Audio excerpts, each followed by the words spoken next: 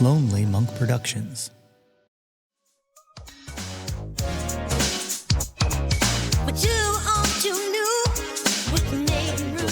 I think you'll get it. You'll get it, Nate. We'll Go ahead. see. Hit it. Welcome to Too Old, Too New, the music discovery podcast that brings you something old, something new, something Nate, something Bruce. I'm Nate Runkle, host of the Yo, That's My Jawn podcast. That's a weird one to mess up. And with me, as always, is my good friend Bruce Warren from WXPN. The premise of this show is simple. Each week we bring you 2 songs apiece. One new song that's been metaphorically spinning our turntable platter, and one old song that we believe still absolutely matters. That's a weird one to get messed up on, my own show. Oh no, Nate. Slipping in my old age. It's reps, but that's okay. It's all good. We're here, we're live, we're now, and we're on, as they say. That's right. How are you doing, my friend? It's been a little bit since we've been here. Yes, it has been. We've both been very super busy, and we'll talk a little bit about all the many millions of things we've been doing. But it's great to be back, and we got a couple really awesome new things and a couple old things. And how have you been? Good? I've been fantastic. A lot of great shows, a lot of great music. I got to check out the second day of Dave Haas's Sing Us Home Festival. And it was just incredible act after incredible act. And one of my favorite things in the world happened at that festival, and that is that I finally got to see Buzz Ziemer play. Which I've been waiting for forever. And on top of that, I don't know if you saw or not, but Rolling Stone did a write-up on the festival, and they did an entire segment in there on how Buzz Ziemer should have been bigger than they were. And that just made me so goddamn happy. Yeah. Trip McClatchy, who wrote that article, is from Philly, and we were both around in the Buzz Ziemer days, man, and it was close. It was close. Yeah, fantastic band, and that was the day it rained, right? That During the was, yes. Sing Us Home Yeah. Fest. As a matter of fact, we got I got a notification that my meter was about to run out, and it wouldn't let me re-engage. So we drove around, we moved my car, parked, got back to Sing Us Home right as Bouncing Souls started, and then the skies opened up, and then we had to leave. And I was like, should have just left. Yeah, And I did get a ticket too, so it was just a fuckers. kick. Fuckers, don't pay it. Oh, well. Don't pay it. Fuck the Philadelphia Parking Authority. So we're starting with old, right? I think Yes. that's what we're doing. That's what we got. What do you got? Okay, so I'm going to talk about Jesus and Mary Chain. Do you remember? I'm just going to assume that you were. I don't know how old you are, Nate. I just turned 58. No, I did not. That's a lie. Okay. I just turned 48. Okay, thank you very much. All right, so in 1985, how old were you? You remember? I was Do the math. 8 years old. Okay, all right. So yeah, I don't expect that you would have been in a record store in 1985, but I was, because I'm a couple years older than you. And I remember the first time I heard Jesus and Mary Chain, Psycho Candy, their debut album. I bought it as an import. I literally bought it off the guy behind the counter from the turntable, because it was like one of 2 or 3 import copies they got. And I just remember standing in the record store, this just wall of sound noise just completely enveloped me, right? And I, like, literally from that second on, I became a Jesus and Mary Chain fan. Their third album is Where I'm Going to Today. Came out in 1989, Automatic. There was a song on that as much as I loved Jesus and Mary Chain up to that point, Blues from a Gun just like fucking blew my mind when I heard it. So that's what we're gonna rock today. This is Blues from a Gun. It's Jesus and Mary Chain.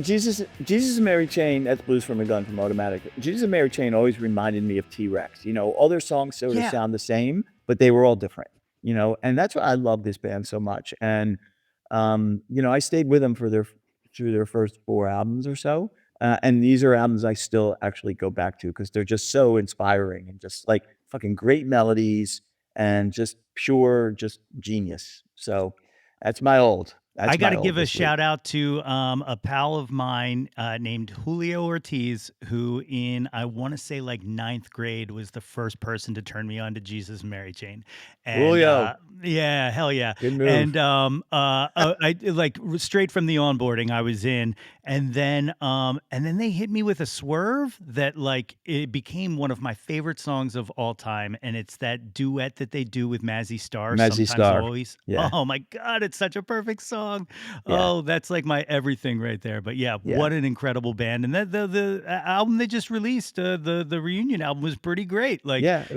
was good. those kind of things can always be hit or miss, but they definitely hit. Yeah, definitely. So, that's my old Jawn for today. So my old pick here is a track by the Sundays. All right, and I've always been an enormous fan of the Sundays. You know, for anybody not familiar, they only released 3 albums and then they disappeared, and then they just fell off the face of the earth. But one of the reasons I've been waiting for a very long time to make a song by the Sundays one of my picks for this show, here's the reason why. Bruce, why does WXPN play the Sundays more than nearly any other band I've ever heard in my life?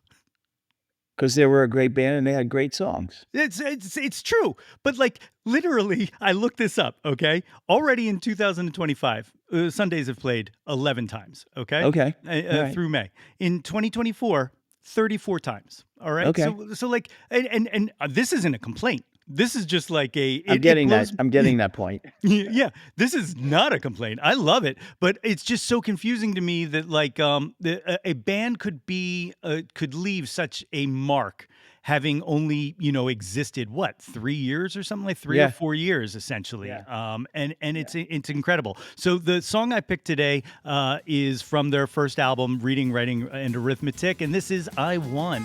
Have a party in a cellar tonight. I'd love to have a party, but it wouldn't be right. I shan't do have seen those kind of people before.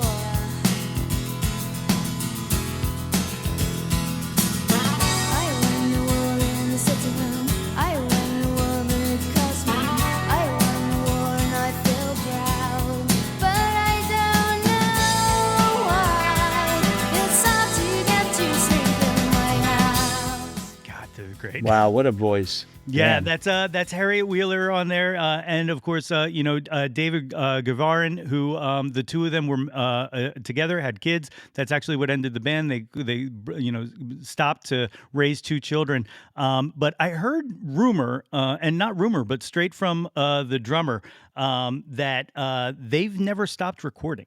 Oh, man. Are you That serious? yeah, and they still write music and still record, and he's even said he's played on tracks of theirs. So, like, I really wanna know, like, I feel like this is how, like, every once in a while, Coachella will pick a really random band to, like, Yeah. reunite? Yeah. Somebody's gotta get on this. Yeah. Yeah. But reading that came out in their debut came in 1990, right? If I remember Yeah, correct? yeah, it sounds about Right. right. That record was well, as clearly, it's still a huge record for us here, but even, like, in my own personal, love of music, that album is a record I go back to at least a few times a year because it's just a beautiful, dreamy, great hooks, and her voice, Harriet, is just an absolutely incredible singer, Yeah, you and know? every single song screams. There's one I would love to point out that I was toying with, also making my pick this week, and it's "Don't Tell Your Mother," and that's on the I don't know if you remember the DGC Rarities Volume 1 Oh, yeah, yeah, yeah. compilation. Yeah, I do, Which, yeah. by the way, let's bring back compilations because I miss that stuff, B-sides and stuff like that. Like those things, I used to collect those things more than the actual albums that people released.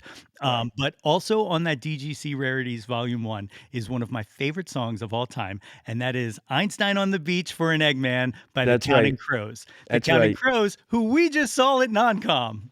Yes! Do you see it? Do you see it? I see it. I see it. I see it.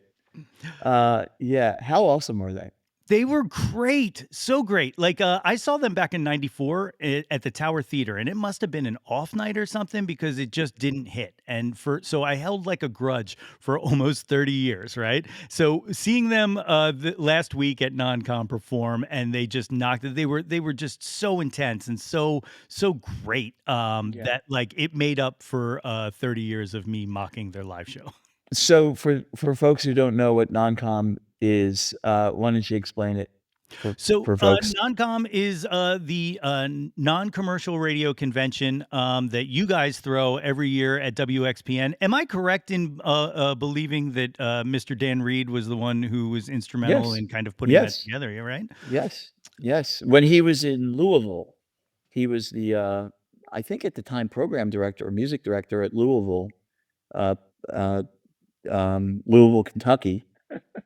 And, he started a conference for, there were 20 stations that sorta did something similar that WXPN did, and he brought in bands, and it became a thing, and then when I hired Dan to come to Philly, we actually went back and forth a couple years, and then finally they, changed management at, WFPK, that's the name of the station, great radio station, and the guy who was then station manager decided he didn't wanna be in the conference business anymore, so we just took it all. We just took the whole thing. But yeah, Dan Reed, that's his thing. It's Beautiful. beautiful, beautiful, and it's just a great event of just non-commercial stations from across the country, as well as some label reps and stuff like that. And there's always great conversations. I do want to call attention to one thing from this year that I think is very important, that is very timely, and that is kind of the threats to public funding for these stations, because there's something that came up in that conversation that I had no idea about, and every single person I've talked to has had no idea about. And I think it's one of the most devastating things that's under threat right now. And that is the fact that I never knew that the CPB, the Corporation for Public Broadcasting, covers the music license fees for every non-commercial radio station in the United States. And Yep. that's monstrous. Like, if that's taken away, like that every station would have to negotiate and pay their own music license fees, is an end game changer to me. Yeah, and for many stations, it would be hundreds and hundreds of thousands of dollars. And thankfully, with the work that the Corporation for Public Broadcasting does, along with Sound Exchange and all the PROs, it's a huge thing, It's absolutely, it would be devastating to many stations. Um, but yeah, CBB does a lot of great stuff. They invest in public media and, America needs public media. Yeah, Let's leave definitely. it at that. That's so true. Did you have any? Let me ask you too. What was your favorite act from the week that you saw, and who surprised you the most? Well, who surprised me the most was Personal Trainer. I'd never seen him before. We've been playing the record a little bit. I know Dan Reed, speaking of Dan, was a huge fan. He books the conference. And I just went in with no expectations. I had no idea, and they just were fucking great. And the sign, as you know, of a great live band is like first time you see him, you want to go see him again, right? And I was like, I need more, more, more. So they were my surprise. Um, I thought Craig Finn's set, soul acoustic, Craig, lead singer at Hold Steady, was absolutely phenomenal, and that's because he made his best record this year. And you know, they don't call it classic rock for nothing, man. Counting Crows. They just, like their new record is really, really good, but they came out and they played a handful of fucking hits, and you can't deny hits. So That's for sure. That's yeah. for sure.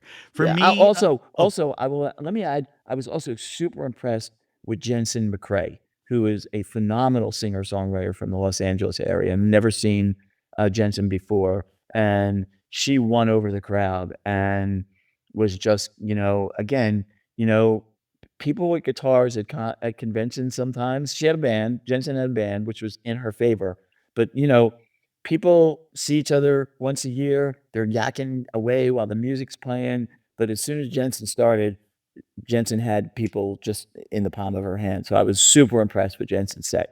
Yeah, I was actually talking to Kaleo about this. That like one of my favorite things, especially about non-com, because it's a more intimate kind of setting and whatnot, is that there's sometimes where it makes me revisit someone's album because like it unlocks. I understand it better. I guess is the way to Sure. put it. So Yeah. Jensen is a very clear case of the album I enjoyed, but it didn't like blow me away or anything. But watching her perform it and hearing her talk about it and whatnot made it click. Like I was like, oh, I was kind of approaching it in the wrong way. Sure. Another one of those, similarly, which is an album I liked. It was one of those ones where like the lead single was so amazing that like the rest of the album I was like, it's good, but you know, like the lead singer was Tunde Adebimpe, who again, seeing him perform it live and watching how he was approaching his vocals made me realize that a lot of this stuff he was performing like a solo R&B singer and less like the singer of TV on the radio. And then that clicked. And then so like that was one of my favorite performances. Bob Mould was the loudest show I've ever heard in my life, and I fucking loved every second of it. But I got to give the trophy to Jason Michigander.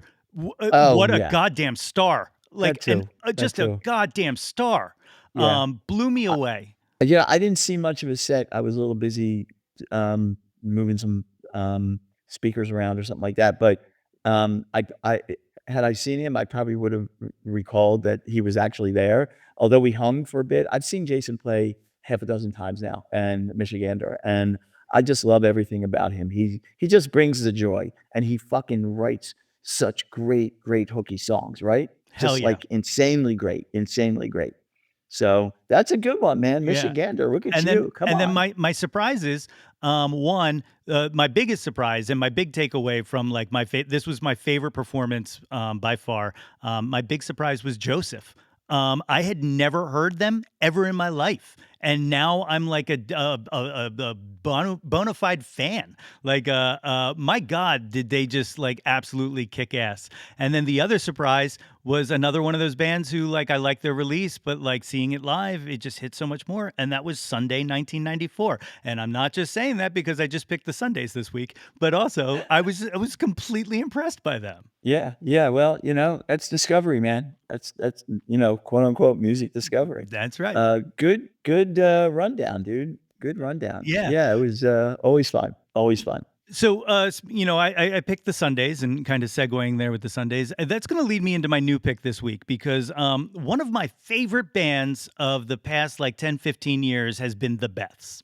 As a matter of fact, their song Expert in a Dying Field made my top 10 list selection for the greatest songs of the 2000s that XPN put on last year and actually made it onto the ranking. I remember listening to WXPN as I was harnessing up my dogs to take them out to walk, and I got their leashes on, and all of a sudden I heard the opening chords to Expert in a Dying Field, and I stopped in my tracks. I turned the song up, I started singing, and my poor pups just were staring at me with their harnesses on like, I don't understand what happened. And I'm like, you don't understand the beauty of a line like, I can close the door on us, but the room still exists. Like, oh Ooh, fuck, that's a line. But damn. anyway, so the Best released their first new song from hopefully what is an upcoming album and the song's called Metal. They just signed to Anti Records, just announced a big tour, and I'll talk about that in a bit. But this is Metal by the Beths. In your blood to keep you alive, and you read the compass in your eyes so you can stay right. So you surf the Earth's magnetic core to keep you aligned. So you need the middle in your blood to keep you alive, keep you alive,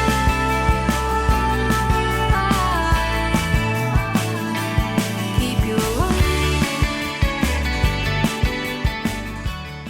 So if you can't tell, driving bass, acoustic, female vocalist, man, that feels like the Sundays, doesn't it?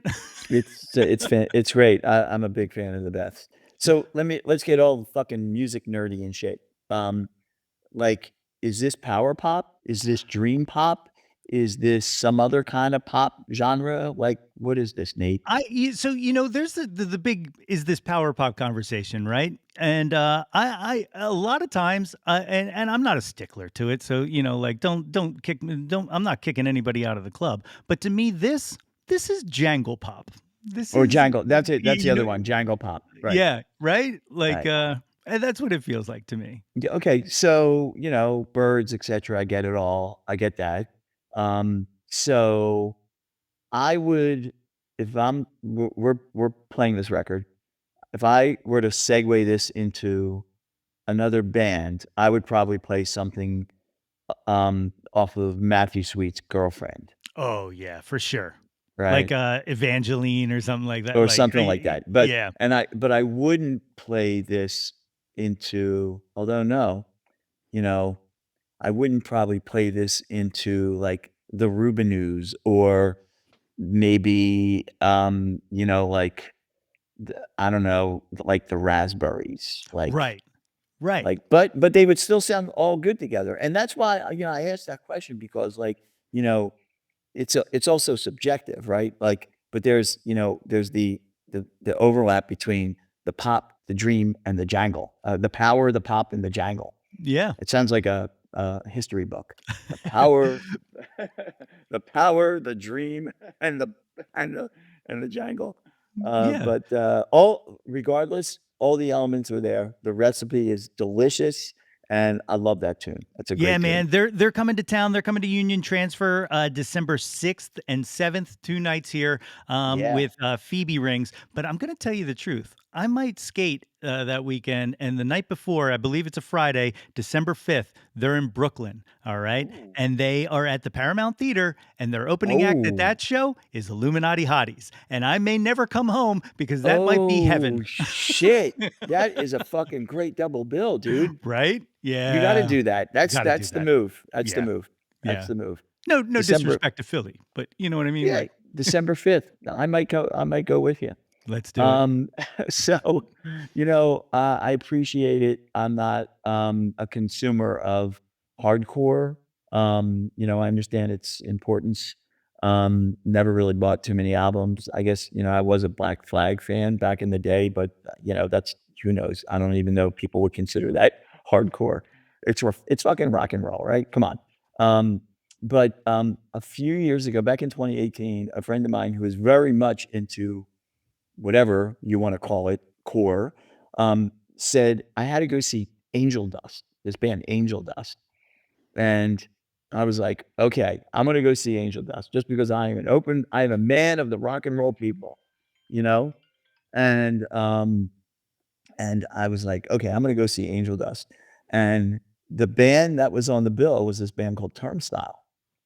And that was the first time I was ever exposed to Turnstile. I hadn't heard their music before, whatever. Anyway, I became a diehard fan that night. It was unbelievable.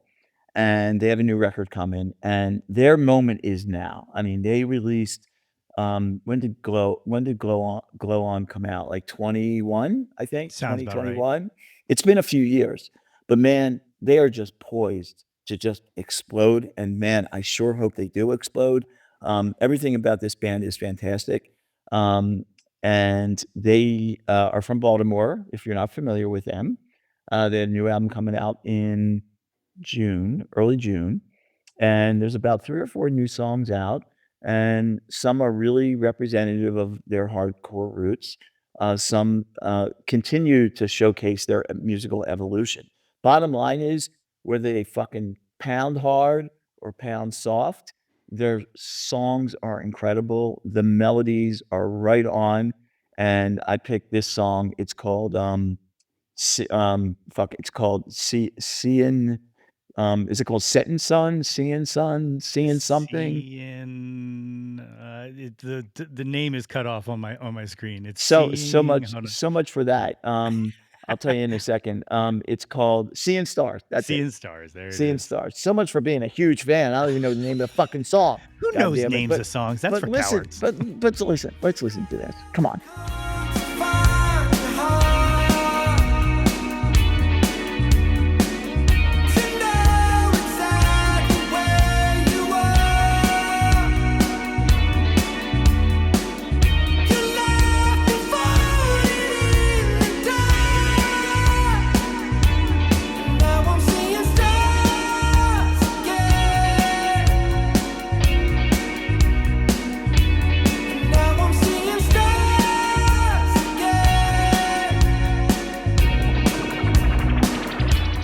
And they just did a couple days ago, I guess last week, they did a benefit show in their hometown. They raised like tens of thousands of dollars for healthcare for the homeless, a Oh, that's awesome. Baltimore nonprofit. And so they're in it, man. And it was a free show, and they're in it. And I can't be more excited, and I can't wait to see them again.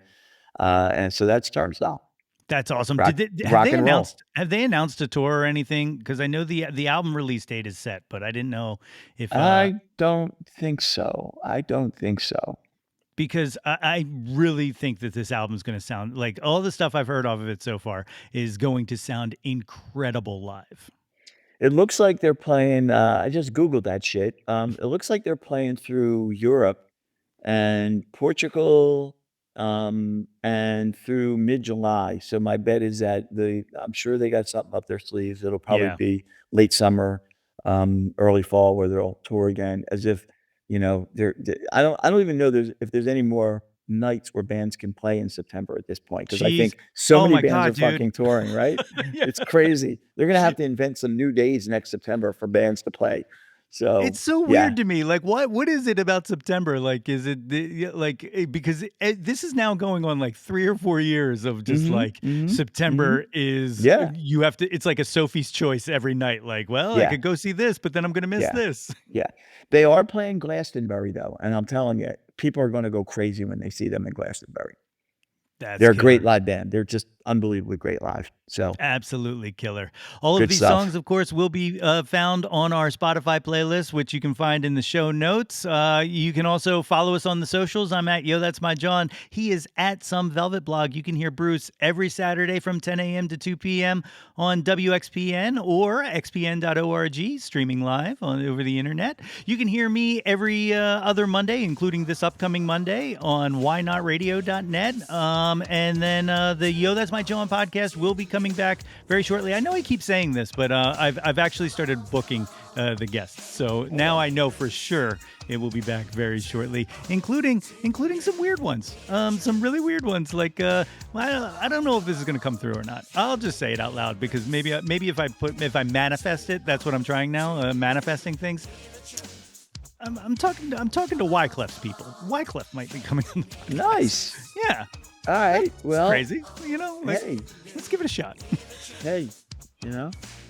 All right, my friend. Good to see you, and good to see all of you out there. Yeah, we're back, y'all. So hit the follow, hit the subscribe, hit the like, share it with your friends, and we'll see you next time. All right, peace.